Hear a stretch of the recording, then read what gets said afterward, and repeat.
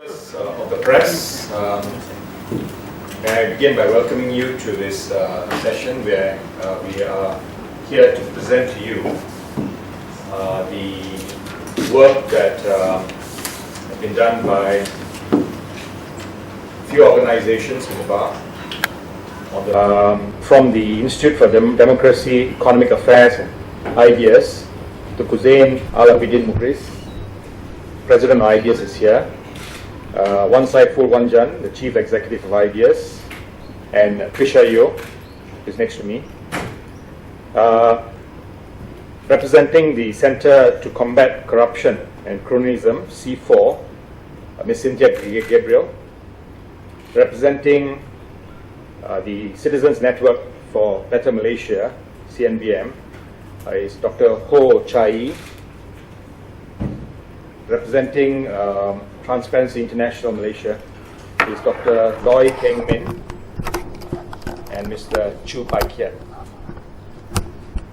Now, just a bit about the proposal and the study that we have done. We have worked on this proposal since sometime August last year.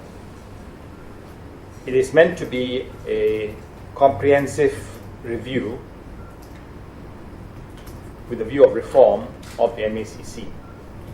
What we have done today is we have divided different parts of the review amongst ourselves, and we will speak on different parts. I will begin by first telling you the objective of the reform, the purpose of the reform, and then my colleagues in the team will take on the different parts.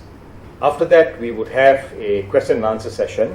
I begin by giving you the background to the reform, the objectives, and the real purpose that we have in these reforms.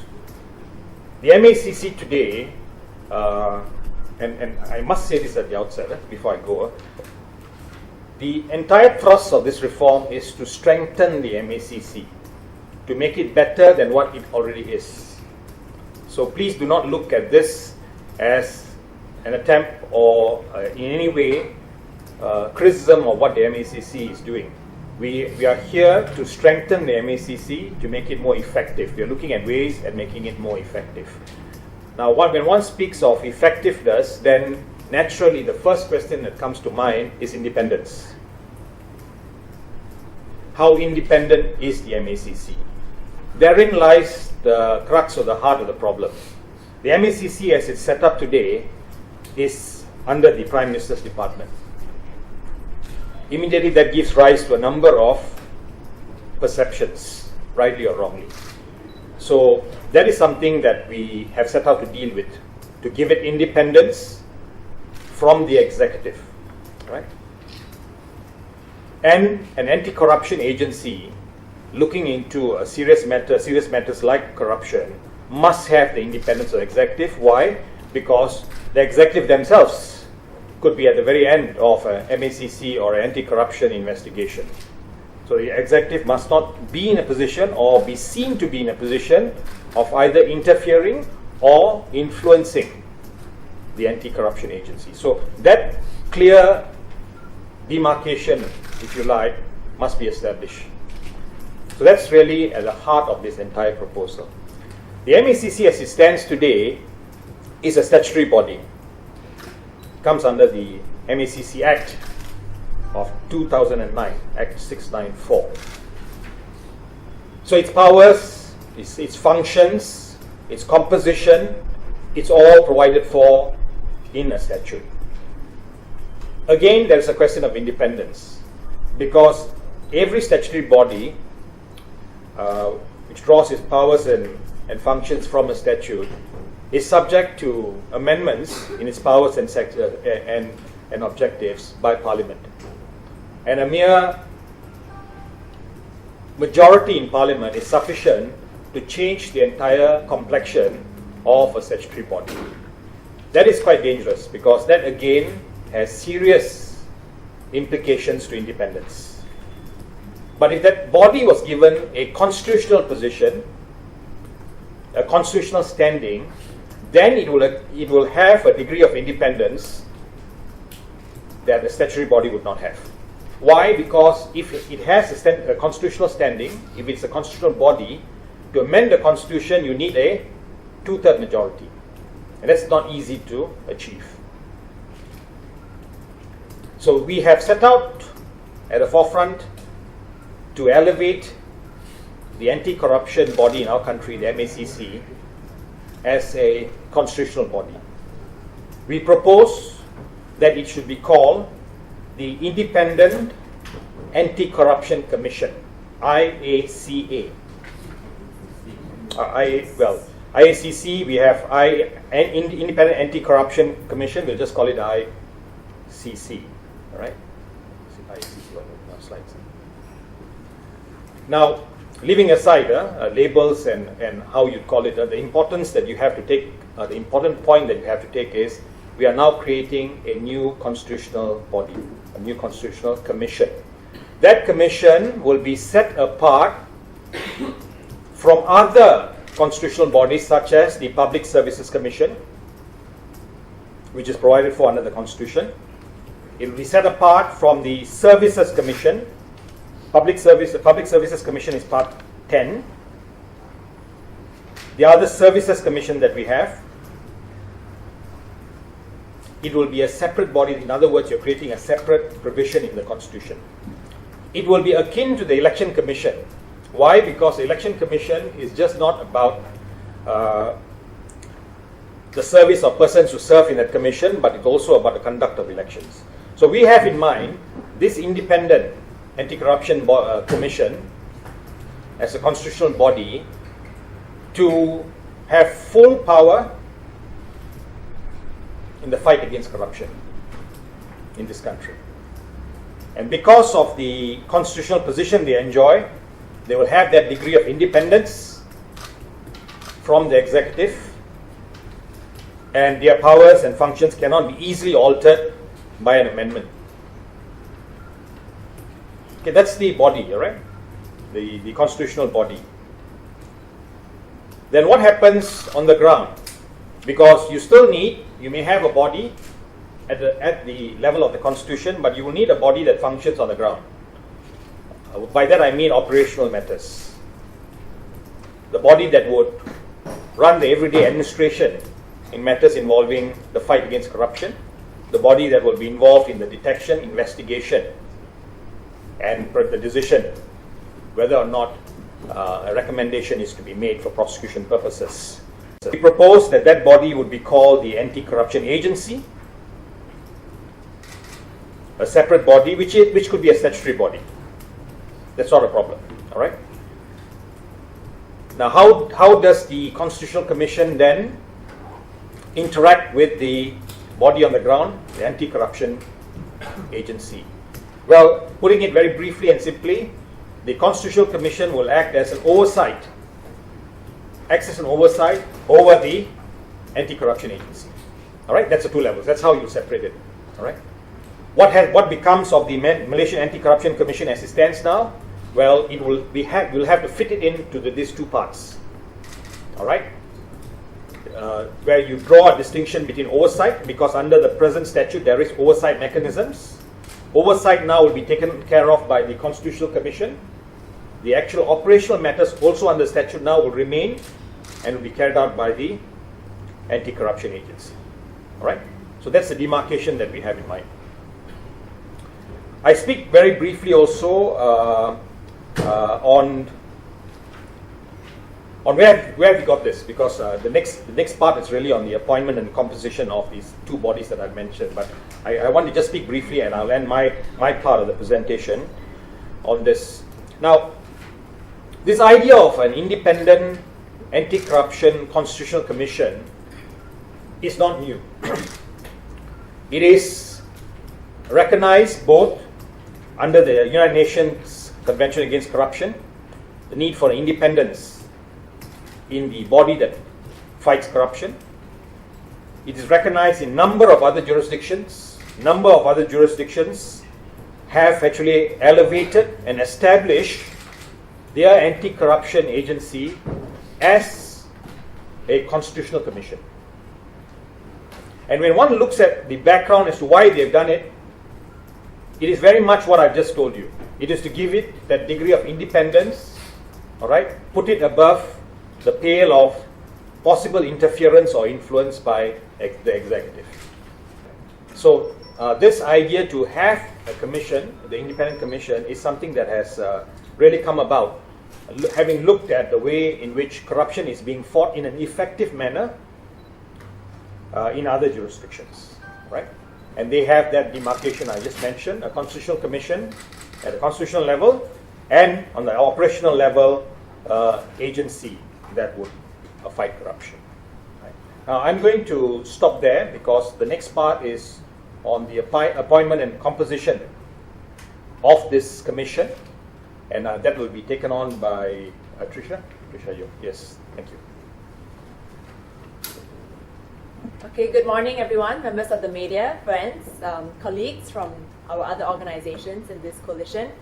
I think just to add on to what Stephen has already said, I think the term corruption is something we are constantly faced with.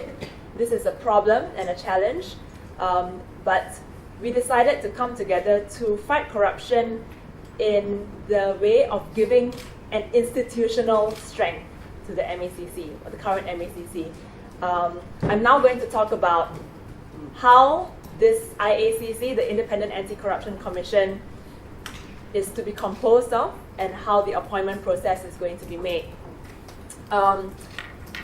We believe that the composition of the IACC and the appointment of its commissioners must be expressly provided for in this constitutional amendment.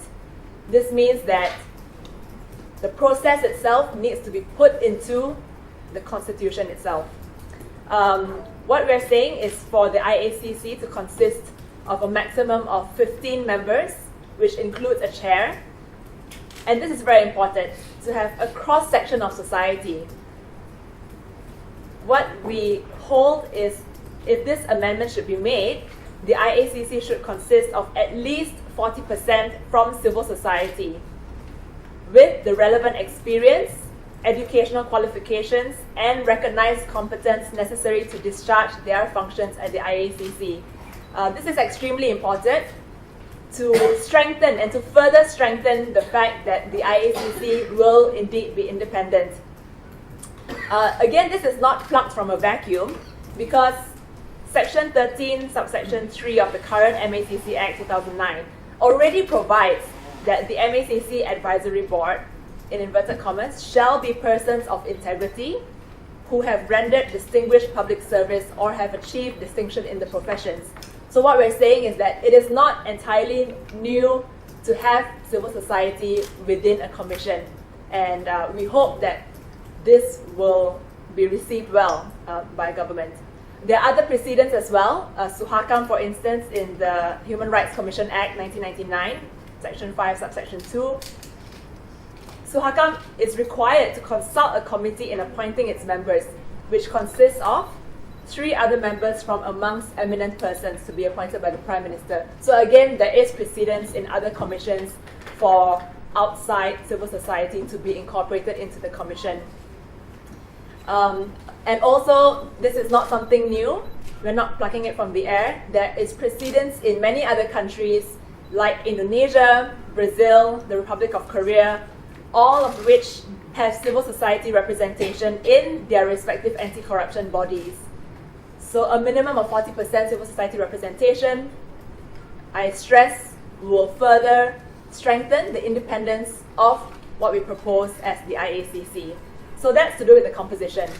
Now, how is the appointment process to be made? What we are proposing is that right now there is a committee, a special committee on corruption, which already exists. We are proposing that this be renamed into a Parliamentary Select Committee on Corruption. This Parliamentary Select Committee needs to comprise of both sides, so it has to be bipartisan. This Parliamentary Select Committee on Corruption will be the one proposing names of all commissioners following a predetermined set of criteria. I know it's a little bit technical, but it's important that we go through this technical process as well, because it strengthens how the IACC itself will be formed. After the PSC proposes these names, and this is important, both Dewan Rakyat and Dewan Negara will vote by way of a simple majority. So you will get Parliament, the members of Parliament themselves voting in these names into the Commission.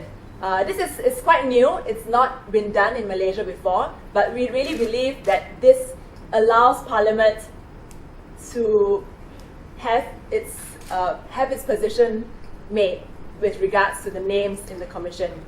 And of course, after the Parliament approves these candidates, it will be submitted by the Prime Minister and to the Yang di-Pertua Agong for official appointment. Okay, so that's with regards to the appointment process. Now, the terms of office. We also think that providing security of tenure to the commissioners is also very important. So, firstly, they will have terms similar to that of Suhakam commissioners, where each term should not exceed 3 years, and they can be reappointed for a second term of also 3 years.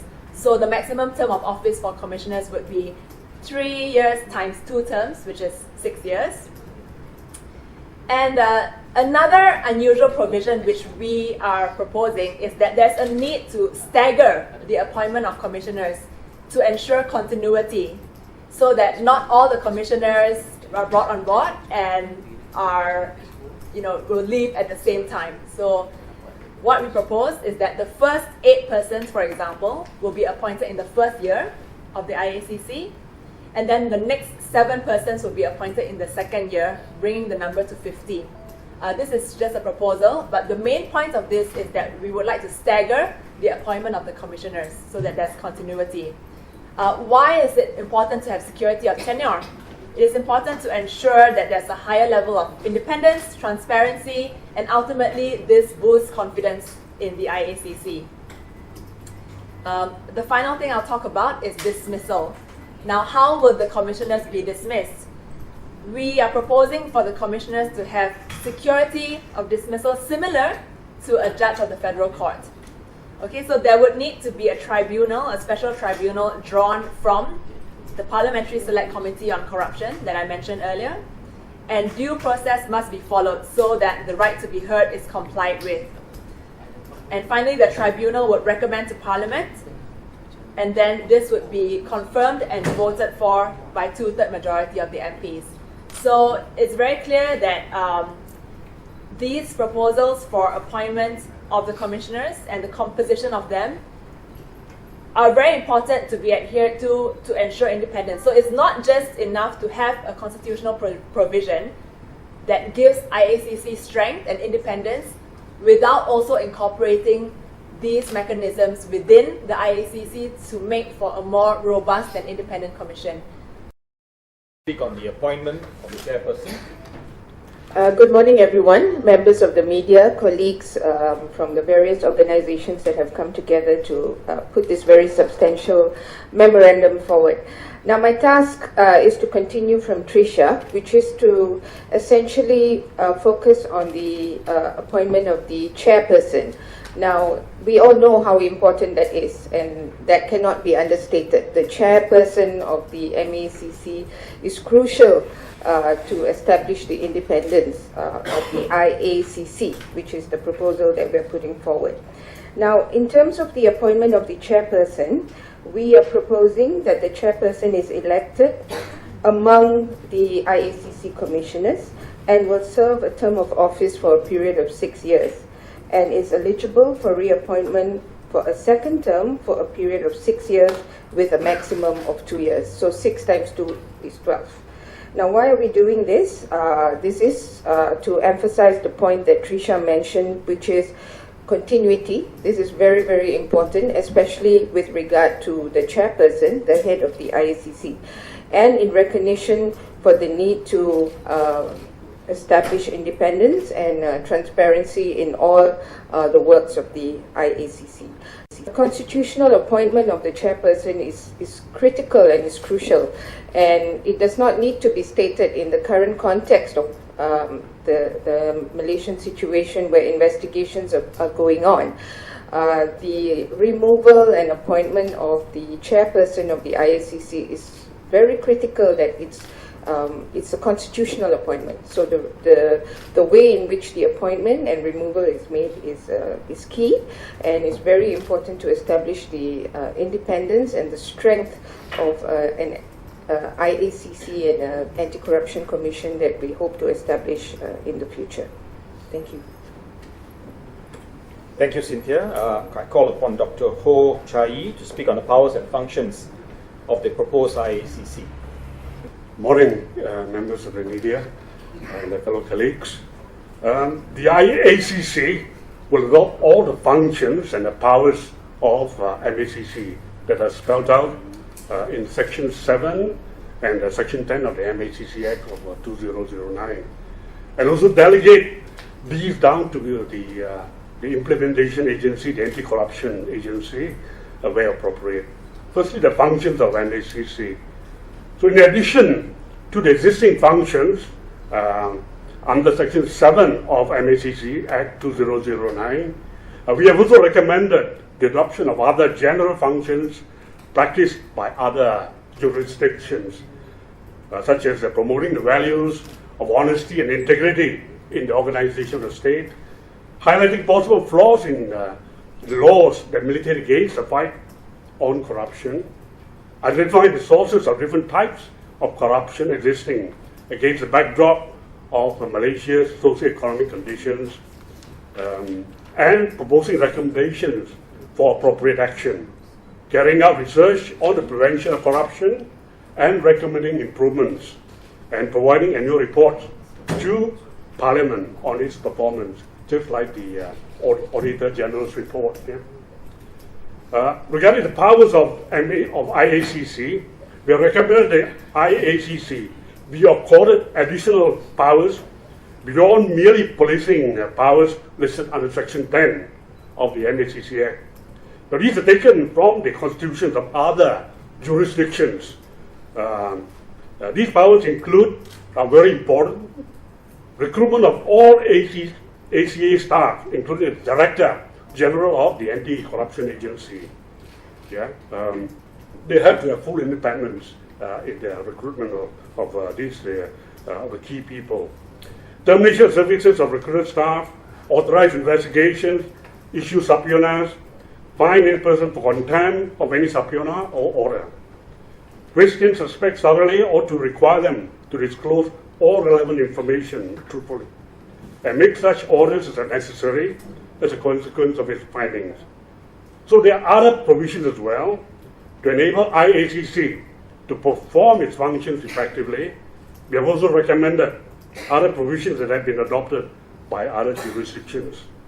Yeah? These include the power to regulate its own procedures and make such rules as it deems fit, and also cover matters relating to tenure of service, resignation of members, quorum and voting, removal from office, and immunity of the commissioners that Tricia has pointed out earlier.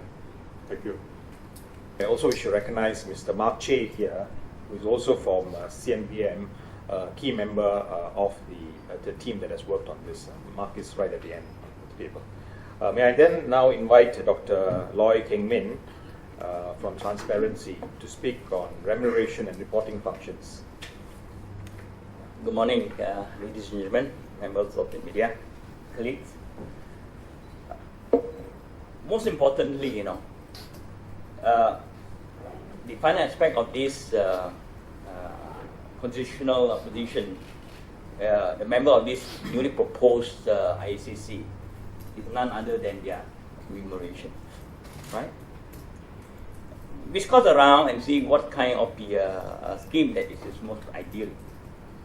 Well, it was noted that under the Service Commission, Article 143.3, which provides that the remuneration of the other term of the office of a member of the Commission in this Service Commission is to which that it shall apply not to be altered to the disadvantages after the appointment. And from there, we think that we would like to work and would like to propose that this remuneration of those newly appointed or proposed commission should tailor based on the Civil Service Commission Act 1957, that the remuneration of the members of the commission specified in the schedule shall consist of salary or fixed allowances and the privilege of the prescribed where therein as well. There should be a separate fund, consider the consolidated fund, that's where it can correct it from. So with this, we propose that the IACC should adopt this Service Commission Articles 1 reform. Reporting function, as much as we want this IACC to be independent, and this currently the MACC comes under the jurisdictions of the Prime Minister's Department, and we believe that the reporting function of this newly proposed IACC should adopt what the Hong Kong ICAC is about, and it should be operating. Therefore, we propose that the IACC operate as a constitutional oversight and a supervisory body to strengthen the fight against corruption in Malaysia. So this is what we have proposed come from us, and to ensure this, these are the two most important sections that we would like to cover. Thank you. Members of media, you've heard the various presentations from the team members. You'll appreciate this is a bar and civil society initiative to strengthen and build upon the experience of the MACC to deal with a very complex area, an area that is never static. Corruption, handling corruption is never a static issue. It requires a rethink and a further rethink, and that's the reason why we have actually looked at this in what we think is a holistic manner. I wish to also say just two other things before I open the session to question and answers. The proposal that we have spoken about has been handed over to the MACC. Indeed, we've had a number of consultations with them. They are looking into it. We have briefed the MACC. We briefed the MACC early this week. And we hope for them to take this on in a positive manner. With that, I will be quite happy now to open the session to questions on the presentation made today, which is the reform of the MACC. Thank you. You said that you all met MACC, right, and spoke about this. What was their initial reaction? I mean, do they want it in the first place? Yes, they are very positive about it, and I'll speak about one aspect of it which is a concern to them. And that's really about the engagement of proper personnel to work in the operational parts. Today, the concern is the persons who are staffed in the MACC are really those who are employed from the Public Services Department. Now, without casting any aspersions or any disrespect, the difficulty is when you speak about corruption, you need specific skills, experience, knowledge. So you really need the MACC, or in this case, upon establishment, the commission and the agency, to seek out the right people in terms of personnel, human resources, the people with the right experience and knowledge, skills for detection and investigation into corruption. So, for example, if you take corruption that involves complex fraud, you really look at somebody with audit or forensic audit experience. That would be the right person who will help in the fight, so it becomes effective. So it gives them that autonomy in terms of employing the right people to do the job as the complexion of the job changes. How about the prosecution-wise? I mean, how do you propose in terms of charging people? Will it be still under the AD's tables or will it be independent? Okay. The reform that we have spoke about so far is really in terms of the constitutional body as well as the agency. The part on prosecution is not something that we have gone into in detail, but one concern that we have, and we have actually said this in the past, is that in Malaysia we have a situation where the Attorney General office and the office of the public prosecutor is fused.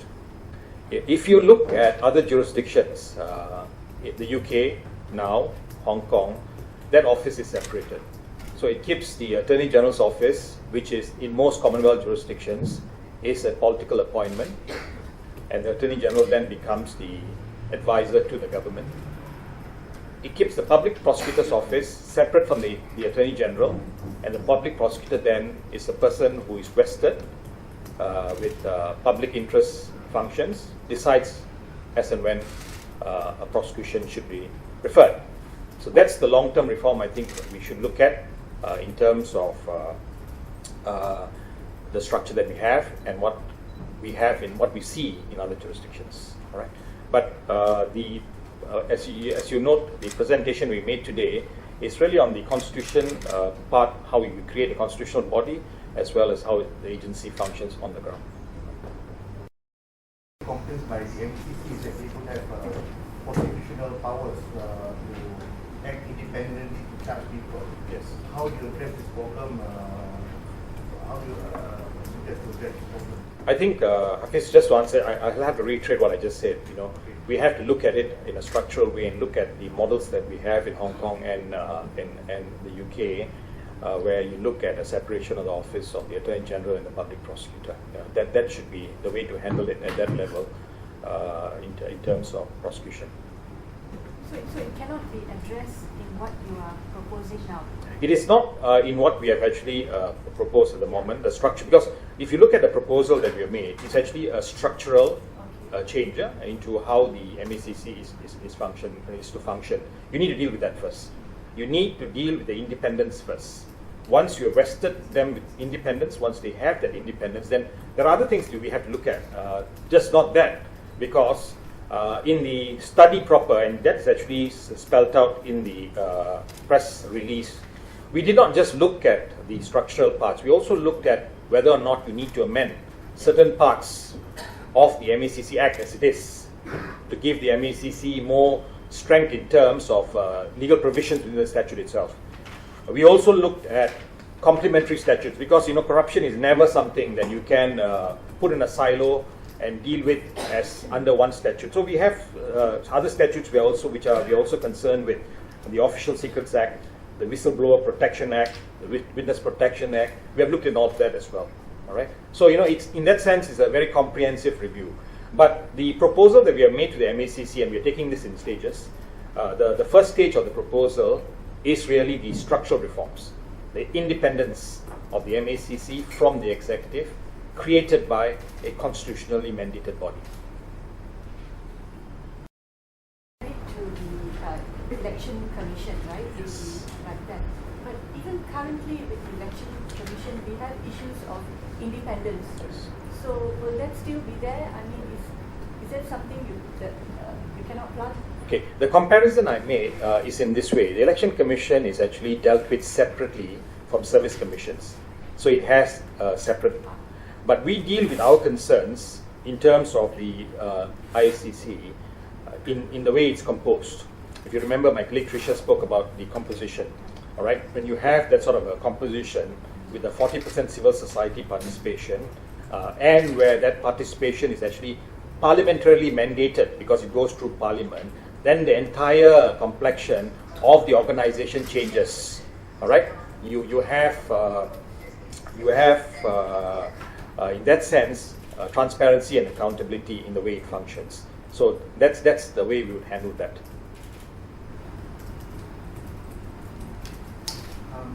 How do you address maybe some members of the commissioners who may be investigated but are still in the commission? One thing is inside the main oversight body. As experienced in the past, there were some who are being investigated and chose to remain there without really pushing their post. So how do you address it? Let me just explain first, Hafiz, just to put things in perspective. What happens though, because we have 5 oversight bodies, five oversight bodies at the moment. Tricia also mentioned that one of the oversight bodies, the Special Committee on Corruption, will become the parliamentary body. The other oversight bodies are really going to be, they're going to be cascaded up as part of the commission itself. so they don't disappear completely. The oversight bodies are important because they come with them with a whole body of knowledge and experience that they've already had. You know, the Act has been running for a number of years, so that will be actually worked into it. But if you talk in terms of somebody facing a serious allegation, let's just talk about general principles. If somebody is facing a serious allegation that impinges upon his functions in a particular body, then the right thing to do is for the person to take a leave of absence, all right, until those allegations are sorted out. But that doesn't really mean also, Hafiz, that, you know, at a drop of a hat, every allegation is thrown, you step aside, right? There must be some determination whether or not that allegation warrants a person stepping aside for the, not because of any admission of guilt, but so that the investigations, the looking into the allegations can move in an impaired way, non-impaired way, and there will be no any notion of interference with the investigations. Just to add on to that, I think the part on dismissal covers that as well. So just because someone has an allegation, as Stephen says, it doesn't mean that he will be automatically removed, but the tribunal actually covers for that because the Parliamentary Select Committee would then propose for this person who has had allegations of corruption to be removed. He will have a due right to be heard, and then after that will go into Parliament to be voted against. So you're proposing that there will be law reforms as part of this memorandum? Yes, yes. The law reforms are in two parts. First, the reform is actually in the Constitution itself because you're creating a separate position.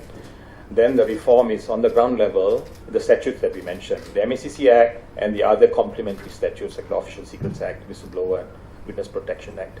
All right. For the moment, all right, these are the complementary statutes. Yeah.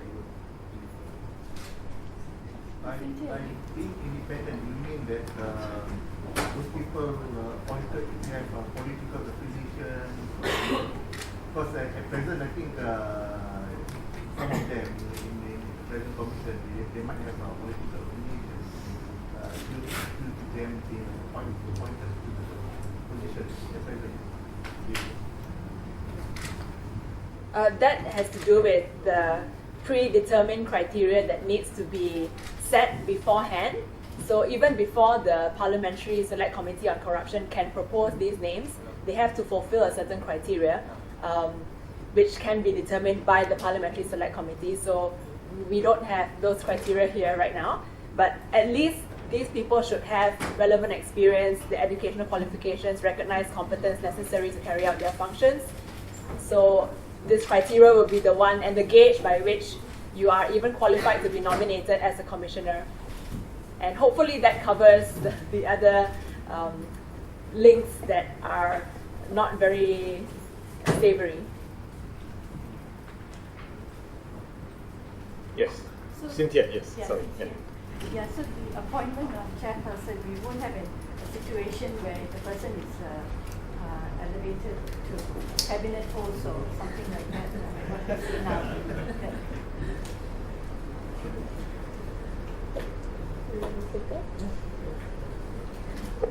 Well, yeah, that's a good question because we know an example of how that has just recently happened. So that is why we're asking for constitutional appointment. So it makes it more pertinent to refer to the Constitution to actually make changes to the appointment and removal of the chairperson. So the most important point, of course, to stress is security of tenure.